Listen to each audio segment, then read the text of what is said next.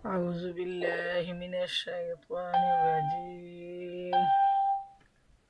بسم الله الرحمن الرحيم. الحمد لله رب العالمين. الصلاة والسلام على سيد المرسلين. وصدق الله العلي العظيم. وصدق رسوله النبي الكريم. ونحن على ذلك من الشاهدين. ربنا تقبل منا إنك أنت السميع العليم. আজকের দারসুল কুরআন অধিবেশনের উপস্থিত আমার প্রিয় বোনেরা, সবাইকে আসসালামু আলাইকুম ওয়া রাহমাতুল্লাহি ওয়া বারাকাতুহু। মহান আল্লাহ সুবহানাহু তাআলার দরবারে অসংখ্য অসংখ্য শুকরিয়া, যিনি আমাদেরকে এত সুন্দর একটা অধিবেশনে যোগদান করার তৌফিক দিয়েছেন এবং আমাদেরকে কুরআনের ছায়াতলে আশ্রয় দিয়ে কুরআন থেকে শিক্ষা নেয়ার তৌফিক দিয়েছেন। এই সাথে আমরা আল্লাহ তাআলার দরবারে এই দোয়া করব, তিনি যেন আমাদেরকে কুরআনের আলোকে জীবনযাপন করার তৌফিক দান করেন। আমিন।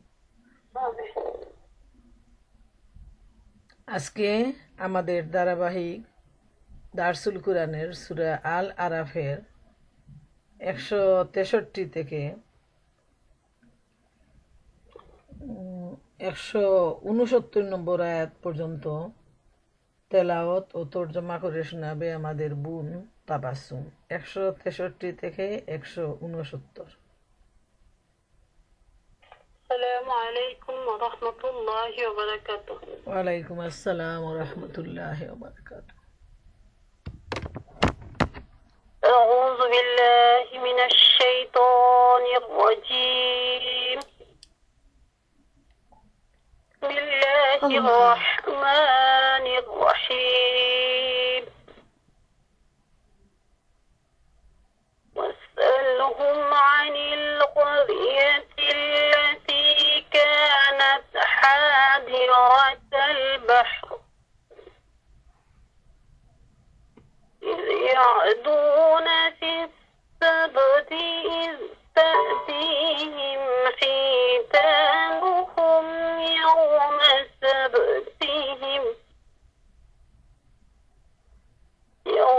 سبتهم شرعا ويوم لا يسبتون لا تأتيهم كذلك نبلوهم بما كانوا يفسقون.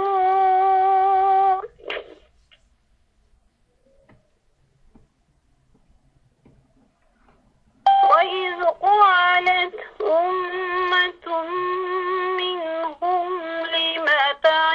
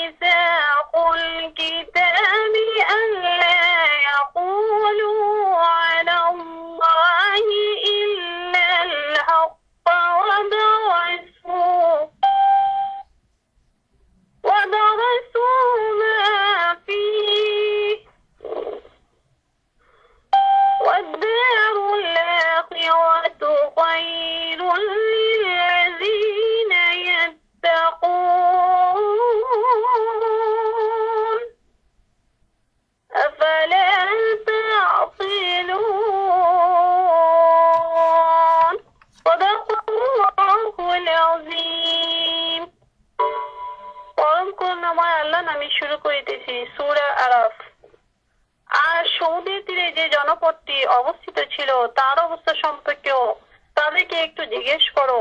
তাদের সেই ঘটনার কথা স্মরণ করিয়ে দাও যে সেখানকার লোকেরা শনিবারে আল্লাহর হুকুম অমান্য করত এবং শনিবারে এই মাছেরা পানিতে ভেসে ভেসে তাদের সামনে আসতো, অথচ শনিবার ছাড়া অন্য দিন আসতো না। তাদের নাফরমানির কারণে তাদেরকে আমি ক্রমাগত পরীক্ষার মধ্যে ঠেলে দিচ্ছিলাম বলেই এমনটি হতো।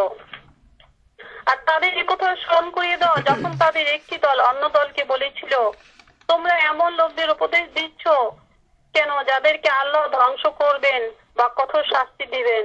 জবাবে তারা বলেছিল, এসব কিছু এজন্যই করছি যেন আমরা তোমাদের রবের সামনে নিজেদের ওজর পেশ করতে পারি এবং এ আশায় করছি যে হয়তো এই লোকেরা তার নাফরমানি করা ছেড়ে দেবে। শেষ পর্যন্ত তাদেরকে যে সমস্ত হেদায়েত স্মরণ করিয়ে দেওয়া হয়েছিল তারা যখন সেগুলো সম্পূর্ণ ভুলে গেল, তখন যারা খারাপ কাজে বাধা দিত তাদেরকে আমি বাঁচিয়ে নিলাম এবং বাকি সমস্ত লোক যারা দোষী ছিল তাদের নাফরমানির জন্য তাদেরকে কঠিন শাস্তি দিলাম। তারপর যে কাজ থেকে তাদেরকে বাধা দেওয়া হয়েছিল তাই যখন তারা পূর্ণ ঔদ্ধত্য সহকারে করে যেতে লাগলো, তখন আমি বললাম, তোমরা লাঞ্ছিত ঘৃণিত বানর হয়ে যাও। আর স্মরণ করো যখন তোমাদের রব ঘোষণা করেন কিয়ামত পর্যন্ত তিনি সবসময় বনী ইসরাইলীদের ওপর এমন সব লোককে চাপিয়ে দিয়ে যেতে থাকবেন যারা তাদেরকে দেবে কঠিনতম শাস্তি। নিঃসন্দেহে তোমাদের রব দ্রুত শাস্তি দানকারী এবং নিশ্চিতভাবেই তিনি ক্ষমাশীল ও করুণাময়। আমি তাদেরকে পৃথিবীতে খন্ড বিখণ্ড করে বহু সংখ্যক জাতিতে বিভক্ত করে দিয়েছি। তাদের মধ্যে কিছু লোক ছিল সৎ এবং কিছু লোক অন্যরকম। আর আমি ভালো ও খারাপ অবস্থায় নিক্ষেপ করার মাধ্যমে তাদেরকে পরীক্ষা করতে থাকি, হয়তো তারা ফিরে আসবে। তারপর পরবর্তী বংশধরদের পর এমন কিছু অযোগ্য লোক তাদের স্থলাভিষিক্ত হয় যারা আল্লাহর কিতাবের উত্তরাধিকারী হয়ে এ তুচ্ছ দুনিয়ার স্বার্থ আহরণে লিপ্ত হয় এবং বলতে থাকে, আশা করা যায় আমাদের ক্ষমা করা হবে।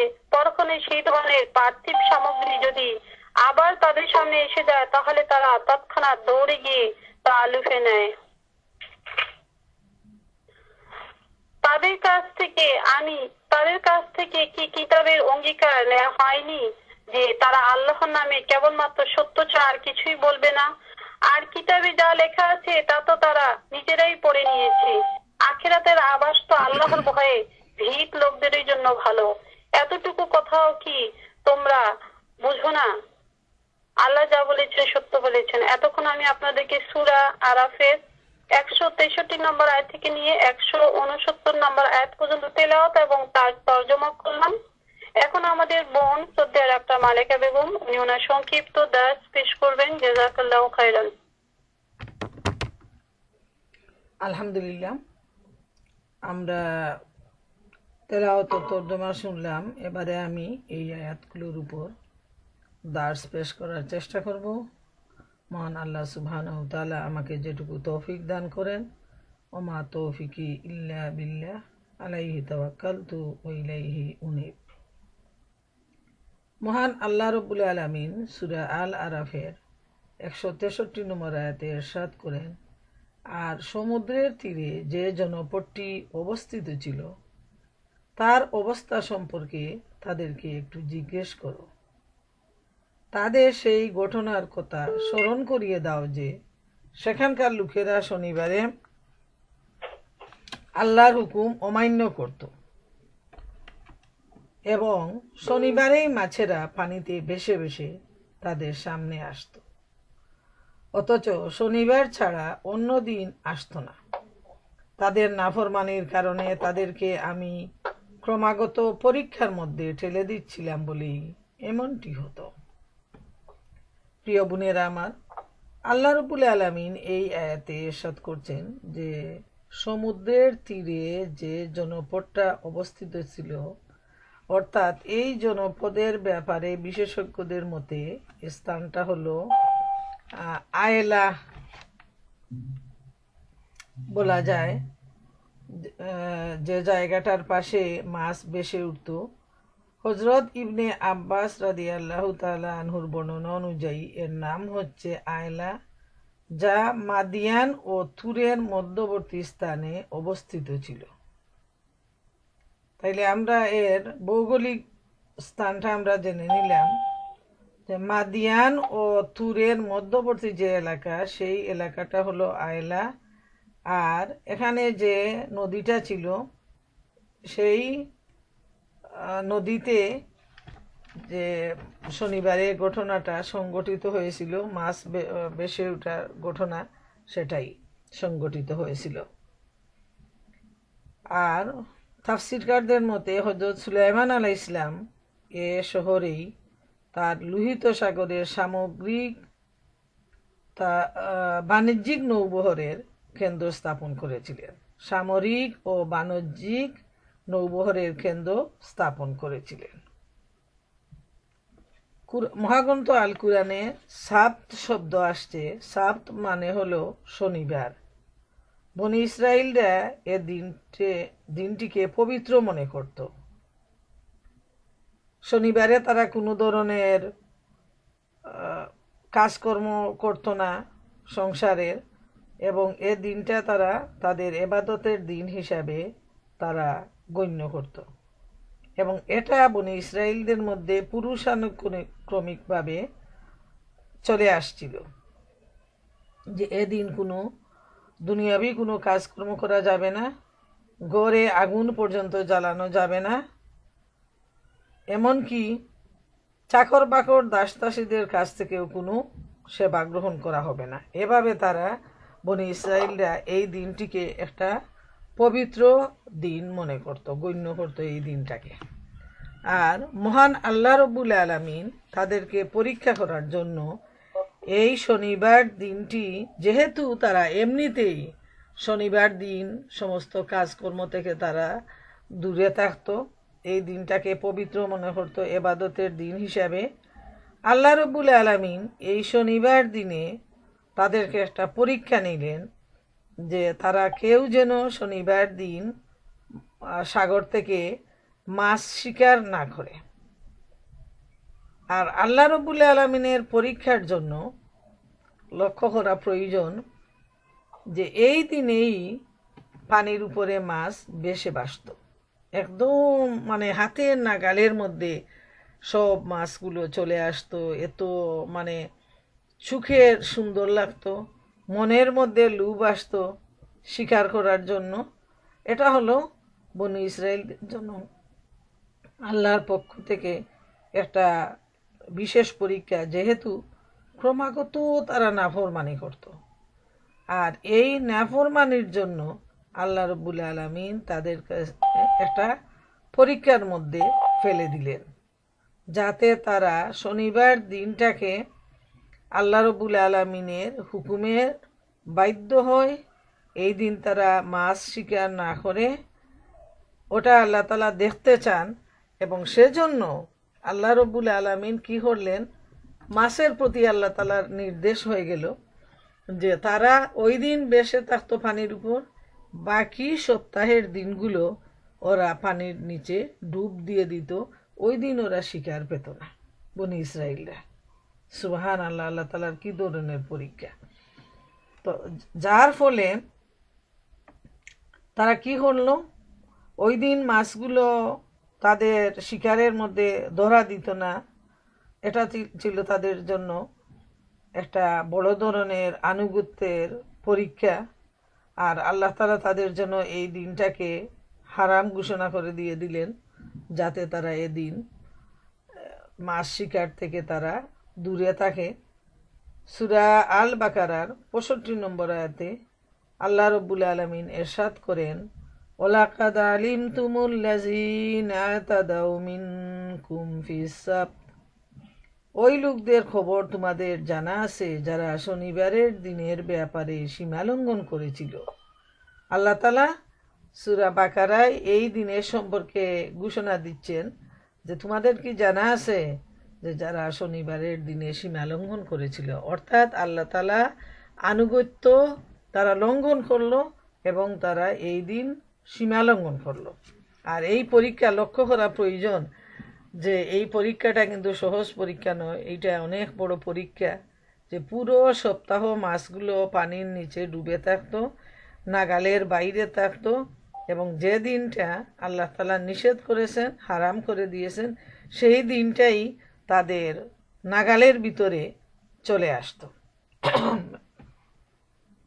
164 নম্বর আয়াতে আল্লাহ তাআলা ইরশাদ করেন, স্মরণ করো সেই সময়টির কথা যখন তাদের একদল লোক অপর দলের নিকট বলেছিল, ওই জাতিকে তোমরা কেন উপদেশ দিচ্ছ যাদেরকে আল্লাহ ধ্বংস করবেন অথবা কঠিন শাস্তি দিবেন? তারা উত্তরে বলল, তোমাদের প্রতিপালকের নিকট দুষ্মুক্তির জন্য, আর এই আশা করছি যে হয়তোবা এই লোকেরা তার নাফরমানি হতে বেঁচে থাকবে। এই আয়াতের মধ্যে যে বিষয়টা লক্ষ্য করা প্রয়োজন সেটা হলো যে যখন তারা মাছ শিকারে লিপ্ত হয়ে গেল, তাদের লোভ তারা সামলাতে পারল না, তখন এই জনপদের মধ্যে 3 ধরনের লোক হয়ে গেল। জনপদের লোকজনের মধ্যে 3টা ভাগ হয়ে গেল। খুবই লক্ষ্য করার বিষয়। বোনেরা আমার, মনোযোগ সহকারে লক্ষ্য করুন যে যে দিনটা আল্লাহ তাআলা নিষেধ করেছেন, এই দিন এই এলাকার লোকজন 3 ভাগে ভাগ হয়ে গেল। একদল লোক ছিল যারা এই নিষিদ্ধ দিনটাকে লঙ্ঘন করে তারা শনিবারে মাছ ধরার কৌশল অবলম্বন করলো। আল্লাহর নিষেধ তারা অমান্য করলো, তারা আল্লাহর আনুগত্য করলো না, তারা সীমালঙ্ঘনের মধ্যে লিপ্ত হয়ে গেল। 2 নম্বর যে দল, 3 দল হলো মনে রাখবেন এই জনপদে। দ্বিতীয় দল তারা নিষেধ করলো, যাতে নিজেরাও মাছ মারল না, শিকার করলো না, এবং তারা লোকজনকে নিষেধ করতে থাকলো যাতে তারা আল্লাহর আইন অমান্য না করে। আর তৃতীয় দল হলো যারা সম্পূর্ণভাবে তারা নীরব রইল, তারা নিজেরা মাছ ধরল না বটে, কিন্তু তারা এদেরকে নিষেধও করল না, বরং যারা নিষেধ করলো সেই দলকে তারা বলল যে লোকদেরকে আল্লাহ ধ্বংস করতে চান, শাস্তি দিতে চান, তাদেরকে উপদেশ দিয়ে লাভ কি? তোমরা তো জানো এরা শাস্তি পাওয়ার যোগ্য হয়ে গেছে, সুতরাং এদের ব্যাপারে উপদেশ মোটেই ক্রিয়াশীল হবে না। আর যারা নিষেধ করত তাদের জবাবে সেই দল বলল যে আমরা তো কমপক্ষে আল্লাহর কাছে এই কৈফিয়ত দিতে পারবো যে আমরা তাদেরকে নিষেধ করেছিলাম, কেননা ভালো কাজের আদেশ করা ও মন্দ কাজ থেকে নিষেধ করা এটা অনেক বড় দায়িত্ব। তাইলে বোনেরা আমার, লক্ষ্য করার বিষয়, এখানে আমরা দেখলাম 3 ধরনের লোক। এক ধরনের লোক যারা আল্লাহর আইন অমান্য করে মাছ শিকার করতে শুরু করলো, আর 2 নাম্বার হলো যারা তাদেরকে নিষেধ করত এবং নিজেরাও আল্লাহর নাফরমানি থেকে দূরে থাকতো, আর 3 নাম্বার দল হলো যারা নিষেধ করতো না কিন্তু নিজেরা নিষিদ্ধ কাজ থেকে তারা দূরে থাকতো। এই হলো 3 দল। এখন আরাফের 165 নম্বর আয়াতে আল্লাহ তাআলা ইরশাদ করেন, তাদেরকে যে উপদেশ দেয়া হয় তা যখন তারা ভুলে যায়, তখন যারা অসৎ কাজ থেকে নিষেধ করত তাদেরকে তো আমি বাঁচিয়ে নিলাম, আর জালিমদেরকে তাদের অসৎ কর্মপরায়ণতার কারণে কঠোর শাস্তি দ্বারা পাকড়াও করলাম। আল্লাহ রাব্বুল আলামিন বলছেন যে যারা নিষেধ করলো তাদেরকে আল্লাহ সুবহানাহু তাআলা রক্ষা করলেন, তাদেরকে শাস্তি থেকে বাঁচাইয়া দিলেন। আর যারা নিষেধ করলো না তাদেরকে, এবং যারা আল্লাহর আইন অমান্য করে মাছ শিকার করলো, আল্লাহ সুবহানাহু তাআলা তাদেরকে কঠিন শাস্তির মধ্যে নিপতিত করলেন। এখানে আমরা এই আয়াতের ব্যাপারে আমরা কিছু হাদিস এবং মতামতটা আমরা একটু দেখে নেই বিষয়টা পরিষ্কার হওয়ার জন্য।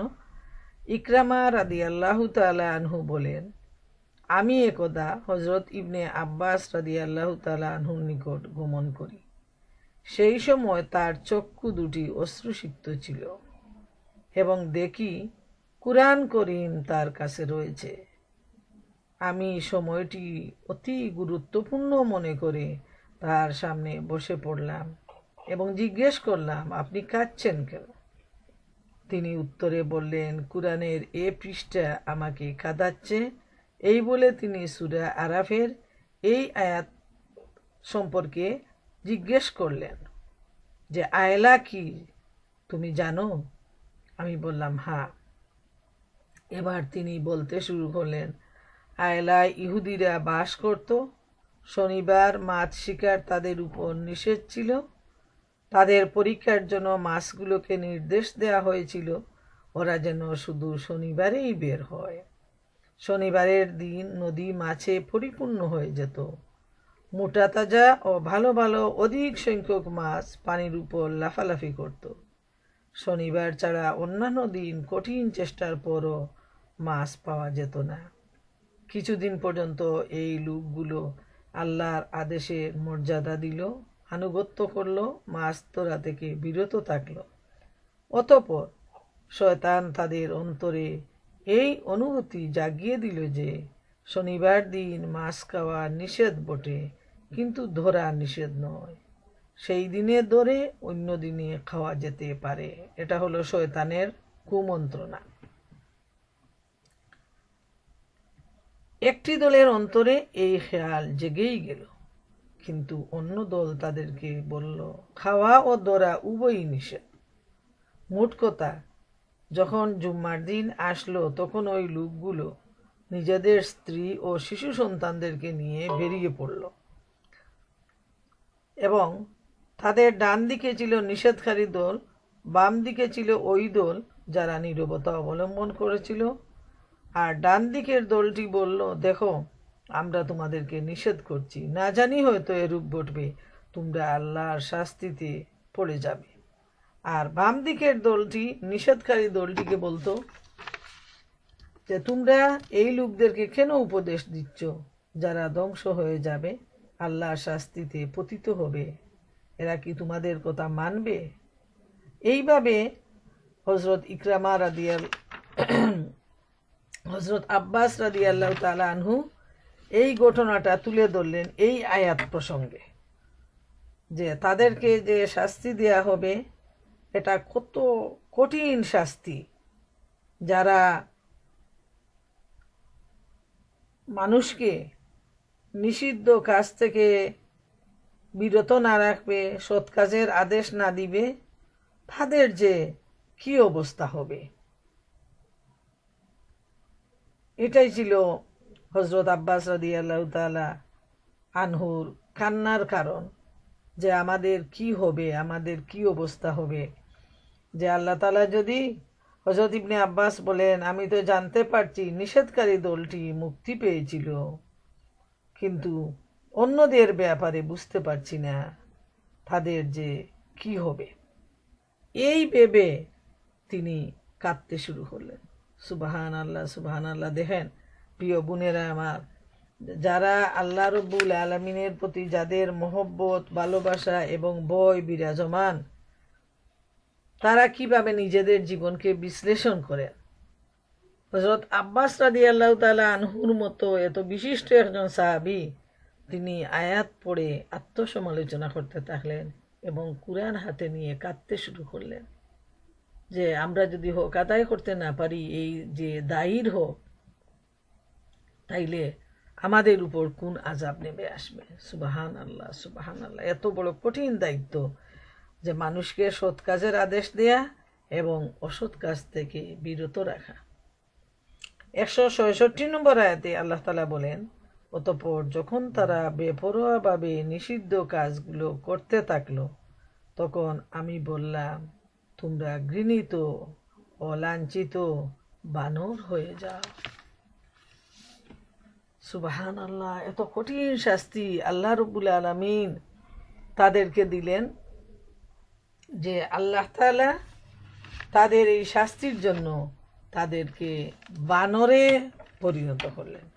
এ প্রসঙ্গে সূরা বাকারায় আমরা দেখতে পাই আল্লাহ তাআলা ইরশাদ করেন, সুম্মা তাওয়াল্লাইতুম মিন বাদি যালিকা ফালাউলা ফাদলুল্লাহি আলাইকুম ওয়া রাহমাতুহু লাকুনতুম মিনাল খাসিরিন ওয়ালাকাদ আলিমতুমুল লাযীনা আতাদাউ মিনকুম ফিস সাবতি ফাকুলনা লাহুম কুনু কিরাদাতান খাসিইন। এর স্বাদ হচ্ছে সূরা বাকারা ৬৪ এবং ৬৫। অতঃপর তোমরা এ ওয়াদা থেকে ফিরে গেলে, আল্লাহর অনুদান ও রহমত যদি তোমাদের উপর না থাকতো তাহলে তোমরা অবশ্যই ধ্বংস হয়ে যেতে। তোমরা তো ভালো করেই তাদের জানো যারা তোমাদের মধ্যে শনিবারে আল্লাহর আদেশের সীমা লঙ্ঘন করেছে। অতঃপর আমি তাদের শুধু এটুকুই বলেছি, যাও, এবার তোমরা সবাই অপমানিত বানরে পরিণত হয়ে যাও। সুবহানাল্লাহ। এত বড় কঠিন শাস্তি আল্লাহ সুবহানাহু ওয়া তাআলা দিলেন যে আল্লাহ মানব জাতিকে, মানুষ যারা আল্লাহর সৃষ্টির শ্রেষ্ঠ, সেই মানুষের পরিণতি হলো তারা বানরে পরিণত হয়ে গেল। আর আল্লাহ তাআলা বলছেন যে শুধু আমি এটুকুই বলছি যে তোমরা বানরে পরিণত হয়ে যাও, আর বেশি কিছু নয়। বোনেরা আমার, লক্ষ্য করুন যে যারা আল্লাহর আইনের অবাধ্যতা করে, হালালকে হারাম আর হারামকে হালালে গণ্য করে নেয়, তাদের নিজেদের ইচ্ছা অনুযায়ী, সেই মানুষের উপর আল্লাহর ধ্বংস বিরাজমান। আল্লাহ সুবহানাহু ওয়া তাআলা কিভাবে তাদেরকে বানরে পরিণত করলেন, আমরা এখান থেকে এই কোরআনের আয়াতের সাথে আমরা সূরা বাকারায় আমরা দেখতে পেলাম যে কিভাবে তাদেরকে আল্লাহ রব্বুল আলামিন বানরে পরিণত করে দিলেন। সুবহানাল্লাহ, সুবহানাল্লাহ। এখন আল্লাহ তাআলা যখন চাইবেন, যাকে চাইবেন, যে জাতিকে চাইবেন, তিনি কিন্তু ঠিক সেভাবেই তাদেরকে শাস্তি দিতে পারেন, এতে কোনো সন্দেহ নাই। কিন্তু আল্লাহ রব্বুল আলামিন মানুষের জন্য তিনি সময় এবং সুযোগ দেখেন। তিনি মানুষকে তিনি অনেক বেশি ডিল দেন, যাতে মানুষ তার এই সুযোগটাকে সে কাজে লাগায়, যার ফলে সে যদি ফিরে আসে তাহলে তো আলহামদুলিল্লাহ, আর যদি ফিরে না আসে তাহলে আল্লাহ রব্বুল আলামিন যখন তখন তাকে যে কোনো কঠিন শাস্তি দিতে পারেন। এবং সেজন্য কিন্তু আল্লাহ তাআলার কোনো কিছু করার প্রয়োজন নেই, শুধু বলবেন হও, আর সাথে সাথে হয়ে যাবে। বোনেরা আমার, এটা খুব গুরুত্ব সহকারে আমাদেরকে লক্ষ্য করতে হবে যে আল্লাহর জন্য কোনো বিশেষ ব্যবস্থার কোনো প্রয়োজন নেই। আল্লাহ তাআলা যখন বলবেন হও, আর এই বলার সাথেই হয়ে যাবে। তাই এই বনি ইসরাইল জাতি, আমরা এতক্ষণ এই কয়েক সপ্তাহ সূরা আরাফে আমরা দেখে আসছি ধারাবাহিকভাবে বনি ইসরাইল জাতির যে বিবরণ আল্লাহ সুবহানাহু ওয়া তাআলা দিয়েছেন, যে একটার পর একটা অবাধ্যতা। তাদেরকে আল্লাহ তাআলা ফেরাউনের হাত থেকে মুক্তি দিলেন, নতুন একটা জায়গায় এনে তাদেরকে মেঘমালার ছায়া দিলেন, তাদেরকে মান্না ও সালওয়া নামক জান্নাতি খাবার দিলেন। এরপরও তারা নাফরমানি করল। এরপর আবার তাদেরকে পরীক্ষা নেয়ার জন্য শনিবারে আল্লাহ তাআলা মাছ ধরা নিষিদ্ধ করলেন। এই পরীক্ষায় যারা ফেল করলো, অবাধ্যতা করলো, আল্লাহ সুবহানাহু ওয়া তাআলা তাদেরকে, এত সৃষ্টির সেরা মানুষকে, বানরে পরিণত করে নিলেন। এর চাইতে দুর্ভাগ্য, এর চাইতে বেইজ্জতি, এর চাইতে চরম দুর্দশা আর কি হতে পারে? যে মানুষ হলো আল্লাহর সৃষ্টির শ্রেষ্ঠ, সেই মানুষই বানরে পরিণত হয়ে গেল, বনের পশুতে পরিণত হয়ে গেল। কিন্তু তারা বুঝতো, কিন্তু তারা যে মানুষ, মানুষের সমাজ, তারা তাদের বন্ধু বান্ধব সব কিছু কিন্তু তারা বুঝতো, কিন্তু তাদের চেহারা সুরত হয়ে গেল বানরের মতো। এটা হলো মানে কত বড় ঘৃণার ব্যাপার যে মানুষ তার অপরাধের জন্য সে বনের পশুতে পরিণত হয়ে গেল। নাউজুবিল্লাহ, এমন যে নিকৃষ্ট একটা জাতি বনি ইসরাইল, যারা চরম দৃষ্টতা পোষণ করত, এবং সেজন্য আল্লাহ সুবহানাহু তাআলা তাদেরকে কিভাবে কঠিন শাস্তি দিলেন আমরা মহাগ্রন্থ আল কুরআন থেকে এটা আমরা জানতে পারি।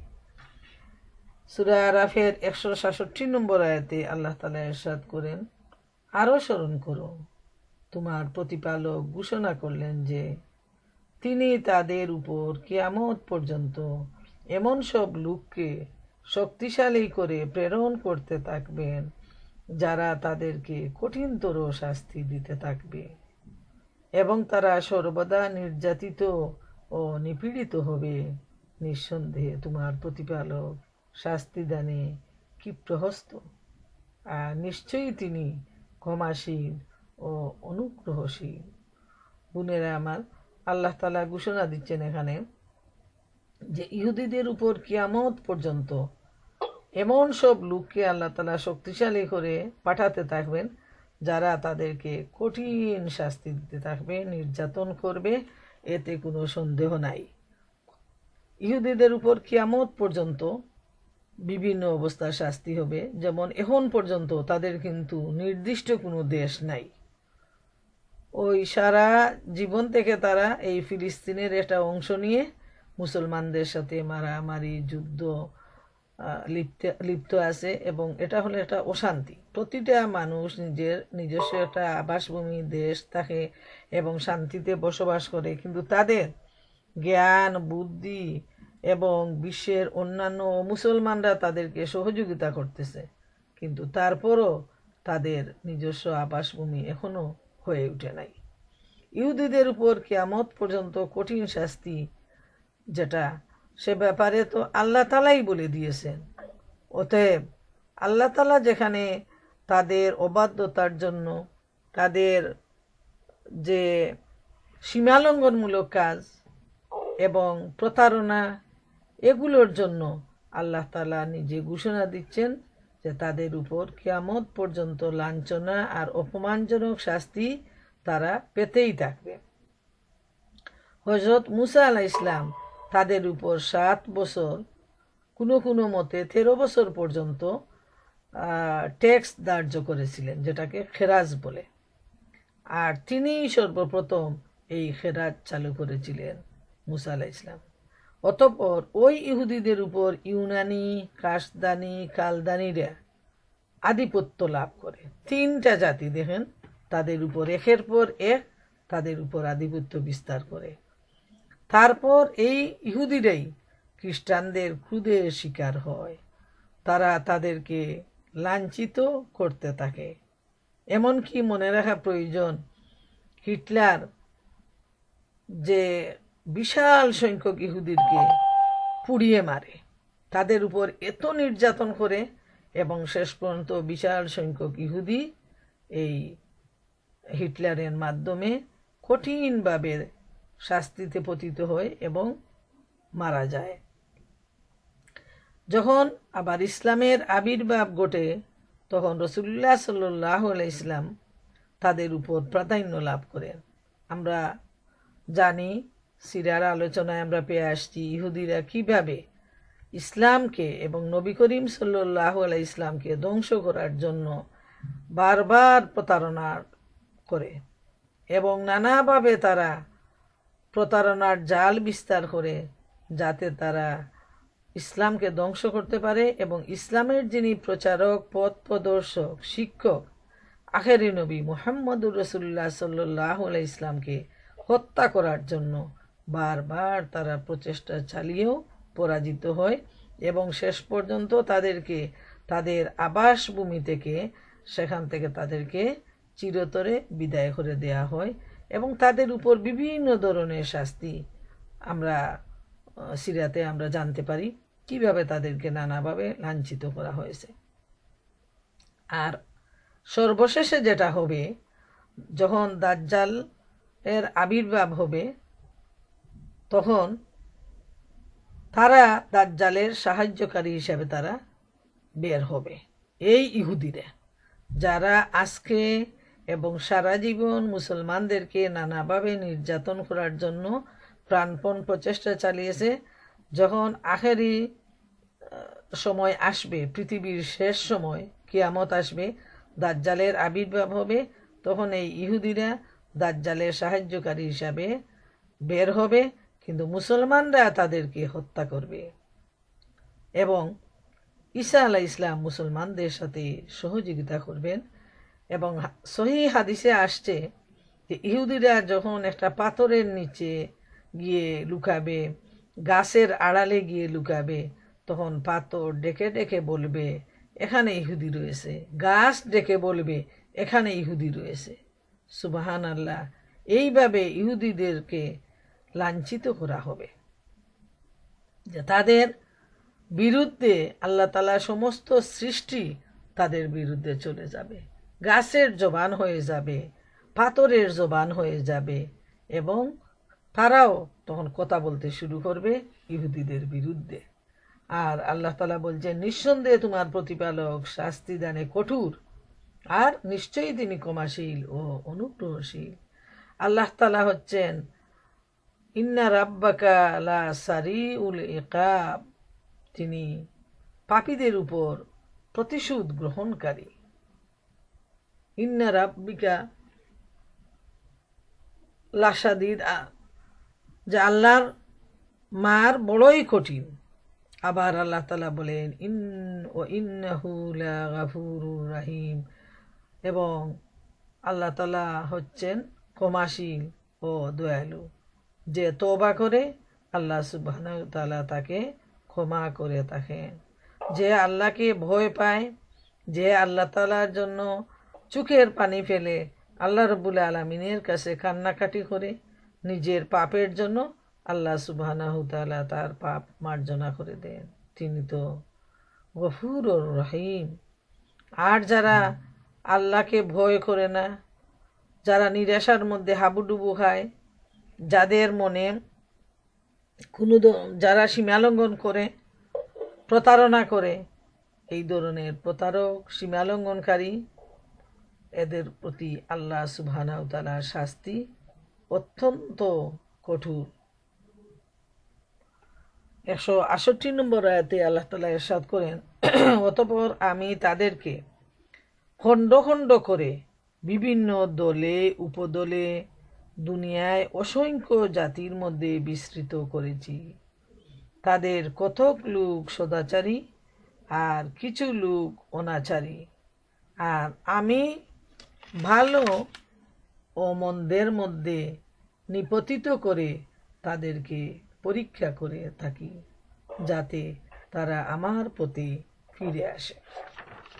আল্লাহ তাআলা এই ইহুদি সম্প্রদায় সম্পর্কে বলছেন যে তাদেরকে আল্লাহ তাআলা খণ্ড খণ্ড করে দলে উপদলে দুনিয়ার অসংখ্য জাতির মধ্যে দিয়েছেন।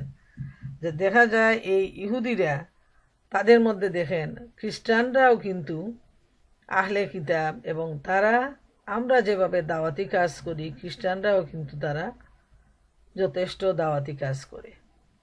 সংখ্যা তাদের ধর্মে লোকজন বৃদ্ধির জন্য। ইহুদিরা কিন্তু তাদের সংখ্যাটা এমনই অল্প যে তারা জন্মগতভাবে ইহুদি হবে, বাইরে থেকে কেউ ইহুদি হতে পারবে না। ইহুদি ধর্ম গ্রহণ করে কেউ ইহুদি হতে পারবে না। তারাও আহলে কিতাব, কিন্তু তারা নিজেরা নিজেদের মধ্যে এত বেশি কাটছাট করে নিয়েছে, তাদের ধর্মকে তারা নিজের হাতে যেভাবে তৈরি করে নিয়েছে, যে বাইরে থেকে কেউ ইহুদি ধর্ম গ্রহণ করে ইহুদিত্ব হতে পারবে না। জন্মগতভাবে যারা হবে তারাই হবে ইহুদি। এবং তারা আজকে দলে উপদলে এত অসংখ্য দল রয়েছে তাদের মধ্যে, এবং আল্লাহ তাআলা নিজে ঘোষণা দিচ্ছেন যে তাদের মধ্যে কিছু লোক আছে যারা ভালো, আর কিছু লোক আছে তারা খারাপ। আর আল্লাহ বলছেন যে আমি ভালো মন্দ মধ্যে তাদেরকে পরীক্ষা করে থাকি, যাতে তারা আমার পথে ফিরে আসে।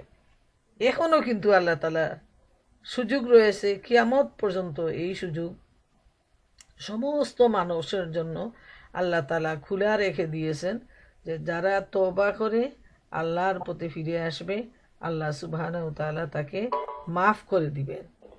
কিন্তু যারা বেপরোয়া হয়ে এই ভুলের মধ্যে ডুবে থাকবে তাদের তো কোনো মাফ নেই। তারা নির্যাতিত নিপীড়িত দুনিয়ার জীবনে এবং পরকালীন অনন্ত অসীম জীবন তারা আযাবের মধ্যে লিপ্ত হবে, জাহান্নামের আগুনের মধ্যে তারা লিপ্ত হবে। আর কোনোদিন তাদেরকে আর মাফ পাওয়ার, মুক্তি পাওয়ার আর কোনো সুযোগ থাকবে না। এই দুনিয়া থেকে যদি তারা বিশ্বাস নিয়ে দুনিয়া থেকে বিদায় না হয়, তাদের জন্য কিন্তু লাঞ্ছনা এবং কঠিন শাস্তি অপেক্ষা করে আছে। এটা কিন্তু সাংঘাতিক ব্যাপার। কি ধরনের যে কঠিন শাস্তি! দুনিয়ার কোনো মানুষ সারাটা জীবন যদি এই শাস্তি নিয়ে আলোচনা করে তাইলে শেষ করতে পারবে না জাহান্নামের শাস্তিটা।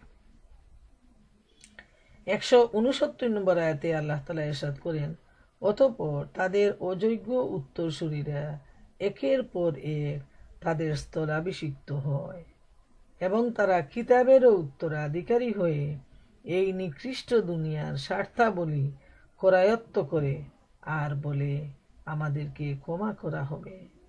কিন্তু ওর অনুরূপ সামগ্রী তাদের নিকট আসলে ওটাও তারা গ্রহণ করে।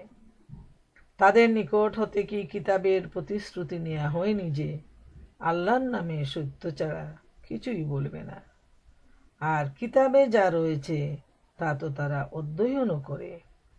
আর মুত্তাকি লোকদের জন্য পরকালের সামগ্রী উত্তম সামগ্রী। তোমরা কি এতটুকু কোথাও অনুধাবন করতে পারো না? লম্বা একটা আয়াত। আল্লাহ তাআলা এখানে বলছেন যে তাদের অযোগ্য উত্তরসূরিরা একের পর এক তাদের স্থলাভিষিক্ত হয়। যারা তাদের উত্তরসূরি এদেরকে আল্লাহ তাআলা বলছেন যে এরা অযোগ্য এবং তারা একজনের স্থলে আরেকজন তাদের জায়গায় আসে এবং এরা কিতাবেরও উত্তরাধিকারী হয়। যেভাবে প্রপার্টির উত্তরাধিকারী হয়, ঠিক এভাবে ইহুদিদের যারা উত্তরসূরি তারা তাদের যে যারা আলিমুলামা রয়েছে তাদের মধ্যে এদের উত্তরসূরি হয় অযোগ্য মানুষগুলো এবং এরাই আবার তাদের কিতাবেরও উত্তরাধিকারী হয় এই নিকৃষ্ট দুনিয়ার স্বার্থাবলী করায়ত্ত করে। এদের আর কোনো উদ্দেশ্য নেই। উদ্দেশ্য হলো তারা যে কিতাবের উত্তরাধিকারী যারা, আমাদের ভাষায় আমরা যাদেরকে আলিম উলামা হুজুর ইসলামী স্কলার বলি, তাদের ধরনের কিতাবদারি মানে কিতাবওয়ালারা রয়েছে যারা খুবই নিকৃষ্ট অযোগ্য। তারা তাদের মতো করে তারা বানোয়াট আইন কানুন তাদের ধর্মে বিধান তৈরি করে নেয়, যার মধ্যে কোনো ধরনের কোনো কল্যাণ নিহিত নেই। তারা নিজেরাই তওরাত পাঠ করার ওয়ারিশ হয়। এই তওরাত যেটা আল্লাহর পক্ষ থেকে আসছে এটা তারা বিকৃত করে এবং নিজেরা তৈরি করে এর ওয়ারিশ তারা হয়ে যায়। মুজাহিদ রহমতুল্লাহ আলাইহি বলেন, এর দ্বারা খ্রিস্টানদেরকেও বোঝানো হয়েছে খ্রিস্টান ও অখ্রিস্টান সবাই সত্য কথা বিক্রি করে এবং এর দ্বারা তারা দুনিয়াবি সম্পদ উপার্জন করে। আর এটা আমি বুঝার জন্য আমার বোনদের উদ্দেশ্যে বলতেছি যে বর্তমানে মুসলমানদের মধ্যেও আমরা দেখি খ্রিস্টানদের অনুসরণে ইহুদিদের অনুসরণে মুসলমানদের মধ্যে একদল রয়েছেন। যেমন এখন বাংলাদেশে সবচেয়ে নামি দামি দেওয়ানবাগি, যে নিজেকে খোদা হিসাবে, যেটা ফেরাউনও নিজেকে খোদা হিসাবে বলেনি, এই দেওয়ানবাগি নিজেকে খোদা হিসাবে সে প্রকাশ করে, আত্মপ্রকাশ করে এবং তার বিশাল একটা ফলোয়ার্স গোষ্ঠী রয়েছে যারা তাকে ফলো করে। নাউজুবিল্লাহ। এইভাবে আমরা দেখতে পাই। গতদিন আমি আলোচনায় বলছি যে হজ বাবা বলে একজন, যে বলে মক্কায় যাওয়ার প্রয়োজন নেই হজের জন্য, সে এখানে কাবাগর তৈরি করে তার ওই জায়গায় মানুষকে হজ করায় এবং উদ্দেশ্য হলো দুনিয়াবি সম্পদ উপার্জন করা। তাইলে আমরা দেখি যে ঈমান আনার পরও যারা ঈমান অনুযায়ী নিজেদের জীবনযাপন না করে ইহুদি খ্রিস্টানের মতো জীবনযাপন করবে, তাদের আখের হবে ঠিক তাদেরই মতো। ইহুদি এবং খ্রিস্টানরা তারা দুনিয়াবি সম্পদ উপার্জনের জন্য তারা তাদের ধর্মকে নানাভাবে বিকৃত করত। আর এভাবেই তারা নিজেকে প্রতারিত করতো। এজন্য কিন্তু তারা অন্যকে, আল্লাহর কোনো ক্ষতি নেই, বরং এই ক্ষতিটা হচ্ছে তাদের নিজের ক্ষতি। দুনিয়াও হারালো, আখেরাতও হারালো। দুনিয়ার সম্পদ লাভ করার যখনই তারা সুযোগ পেত তখনই তারা এর সদ্ব্যবহার করত এবং হালাল হারামের মুঠেই তোয়াক্কা করত না। দুনিয়ার হারাম বস্তু তারা গ্রহণ করত এবং পরে তওবার কাজে বসে পড়ত। এভাবে তারা আল্লাহর নিকট ক্ষমা প্রার্থনা করত। আর যখন তাদের সামনে দুনিয়ার সম্পদ লাভের সুযোগ আসতো, আবার তারা এদিকে হাত বাড়িয়ে দিত। এইভাবে তারা তওরাত এবং ইনজিলের উত্তরাধিকারী যারা, তারা এইভাবে নিজেদের বিধানটা, তারা যে কিতাবের বিধানটা রদবদল করে তারা নিজেদের মতো করে নিয়েছে, শুধু দুনিয়াবি স্বার্থ হাসিল করার জন্য। বনি ইসরাইলদের মধ্যে আরেকটা দল ছিল যারা কাজী ছিল এবং তারা খুব ঘুষখোর ছিল। এই পদবিটা এমন ছিল যে এই পদ নিত সেই প্রচুর ঘুষ নিত এবং যারা বাইরে থাকতো তারা তাকে বুঝাতো যে এটা ভালো কাজ না, এটা হলো লুটের কাজ। আবার ওই মানুষটাকে যখন এই পদে দেয়া হতো তখন সে ঠিকই পূর্ববর্তী লোকের মতো সে আবার এই ঘুষটা শুরু করে দিত। এবং ইহুদিদের থেকেই এই ধরনের আজেবাজে কাজের সুদ ঘুষ এগুলোর যে উৎপত্তি ইহুদিরাই করেছে। এবং দুনিয়াব্যাপী আজকে এই সুদ ঘুষের যে অবাধ সয়লাভ বয়ে যাচ্ছে আমরা দেখি, এরাই কিন্তু এই কাজগুলা মানুষকে শিখিয়ে দিয়েছে। তো আল্লাহ সুবহানাহু তাআলা বলছেন যে যারা মুত্তাকি তাদের জন্য পরকালের সামগ্রী উত্তম, আর যারা এইভাবে নিজেদের জীবনকে তাদের আল্লাহর আয়াত বিক্রি করে দুনিয়ার সম্পদ উপার্জনের জন্য যারা ব্যস্ত রয়েছে এদের জন্য রয়েছে পরকালীন শাস্তি। আর এ থেকে যারা বেঁচে থাকবে, বাঁচার জন্য প্রাণপণ চেষ্টা করবে, যারা আল্লাহ তাআলাকে ভয় করবে, এমন মুত্তাকি লোক যারা, আল্লাহ সুবহানাহু তাআলা ইরশাদ করেন যে এদের জন্য রয়েছে পরকালে উত্তম সামগ্রী। তোমরা কি তা বুঝো না? আল্লাহ তাআলা এই আয়াতটা শেষ করেছেন এভাবে যে তোমাদের কি কোনো বুদ্ধি জ্ঞান নেই? তোমাদের কি হুঁশ এখনো ফিরে আসবে না? তোমরা কি সত্য পথে এখনো ফিরে আসবে না? আল্লাহর পথে ফিরে আসবে না? যদি এখনো তোমরা ফিরে আসো, এখনো তওবার সুযোগ রয়েছে। তোমরা তওবা করো, সত্য পথে ফিরে আসো, আল্লাহর হুকুম মান্য করে চলো, হালাল হারাম মান্য করে চলো, তওবা করো, তাহলে তোমরা মুক্তি পেয়ে যাবে। প্রিয় বোনেরা আমার, আমি আজ সূরা আল আরাফের যে 163 থেকে 169 নম্বর আয়াত পর্যন্ত আপনাদের সামনে দার্স পেশ করলাম। এখান থেকে আমরা এই শিক্ষা নিব যে আল্লাহ তাআলা বারবার ইহুদিদের যে প্রতারণা, সীমালঙ্ঘনমূলক কাজ, তাদের যে নিকৃষ্ট অবস্থা এ সম্পর্কে জানিয়ে দিয়েছেন এবং তাদের এই যে চরমপন্থী অবস্থা বা সীমালঙ্ঘনমূলক কাজের জন্য আল্লাহ সুবহানাহু তাআলা শেষ পর্যন্ত আল্লাহর আইন অমান্য করার জন্য, শনিবারে মাছ ধরার বিধান অমান্য করার জন্য, লঙ্ঘন করার জন্য তাদেরকে বানরে পরিণত করে দিলেন। এবং যারা এই কাজ থেকে বেঁচে থাকলো এবং তাদেরকে নিষেধ করলো, আল্লাহ সুবহানাহু তাআলা তাদেরকে বাঁচিয়ে নিলেন। এবং আল্লাহ তাআলা বারবারই ঘোষণা দিচ্ছেন যারা তওবা করবে, আল্লাহর কাছে মাফ চাইবে, যারা মুত্তাকি তাদেরকে আল্লাহ সুবহানাহু তাআলা পরকালে পুরস্কার দিয়ে ধন্য করবেন। প্রিয় বোনেরা আমার, আল্লাহ সুবহানাহু তাআলার কাছে আমরা এই দোয়া করি তিনি যেন আমাদের সবাইকে মুত্তাকি হওয়ার তৌফিক দান করেন। আমরা যেন আল কুরআনের পথে চলতে পারি, আল কুরআন পড়ে বুঝে এর উপর যেন আমরা আমল করতে পারি, নিজেদের জীবনকে আমরা চেঞ্জ করতে পারি। যখন কোরআন পড়ি তখন যেন নিজেরা আত্মসমালোচনা করি, আমার আল্লাহ কি বলছেন আর আমি কি করছি। এইভাবে যদি আমরা কোরআনের সাথে নিজেদের চরিত্রকে মিলানোর চেষ্টা করি আর সংশোধন করার চেষ্টা করি, ইনশাআল্লাহ তাআলা আল্লাহ সুবহানাহু ওয়া তাআলা আমাদেরকে মাফ করে দিবেন এবং যে জান্নাতের ওয়াদা দিয়েছেন আল্লাহ তাআলা, সেই নিয়ামতে পরিপূর্ণ জান্নাতে আমাদেরকে দাখিল করবেন এবং সেই জান্নাতের দোয়া চেয়ে আল্লাহ সুবহানাহু ওয়া তাআলার কাছে আমরা সবাই এই দোয়া চেয়ে আজকের মতো এখানেই আজকের অধিবেশন শেষ করলাম।